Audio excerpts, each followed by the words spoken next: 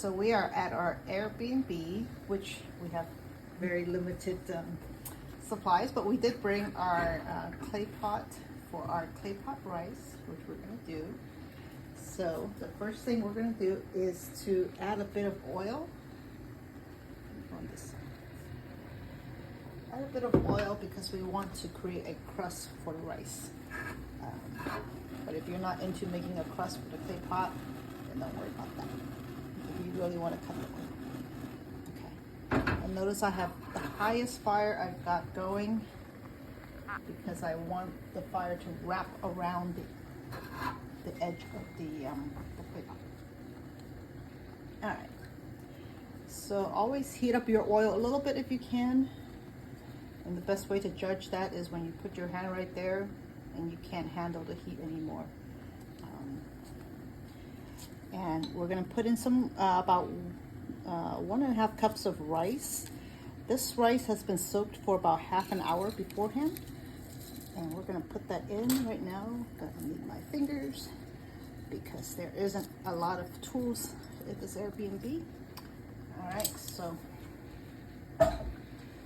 gonna flatten it out a little bit. Next thing we need to add is some hot water. It doesn't have to be boiling, but just enough water to get the rice to level out.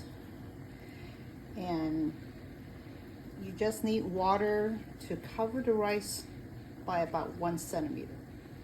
Okay, so there's really no perfect rule. I mean, it's just like that's just about enough. If it's a little bit more rice or more water, then it will just take a little bit longer. So no big deal. We're gonna cover it right now and give it about 5 minutes on very high fire. You'll start to notice that the hole here will have bubbles coming up, and that's when you know you'll be ready for the meats that go on top. All right, onto this side we brought some lapchang, which I have cut up here. The other thing I brought this for myself is abalone in a can, which goes great into clay pot rice as well. And I brought these two because they're both pre-cooked. So all we're really doing is putting this meat on top of the steaming rice, and it doesn't really need to do a whole lot of cooking because it's already pre-cooked. But if you put in like, you know, raw chicken, raw beef, and whatever, then it just takes a little bit longer.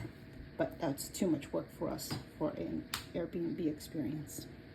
So it's best, whatever meat you've got, to put it onto a plate like this, a small plate, so that it slides into the clay pot easily. And then if you listen quietly, you'll hear some crackling, and that's the, hear it? You'll hear some bubbling and crackling of the rice on the edge. So it's almost ready. It's been about 5 minutes. Let's take a look. So there you go, perfect. All the water is gone. We're gonna put, you see how it's easier if you have a plate to pour this in. Okay, now that you put the meat in, we're gonna turn the fire down to about medium because obviously all the water is evaporated. We don't need the hot fire anymore. But now, what you can do is go ahead, if you have a gas stove, is literally to kind of move the pot kind of on its side for a few minutes or 30 seconds or so. So because this is not my stove at home, it won't do exactly how I do it. But what we're doing right now is just having that crust be extra crispy on the edges. We've given it a few minutes to let it heat up. We're actually gonna turn off the fire, and then we're gonna put in an egg. You see we're just gonna put in an egg and let it steam. And of course, I don't make anything without vegetables. So there you go. This is my pre-cooked blanched vegetables that has some oils and soy sauce in it.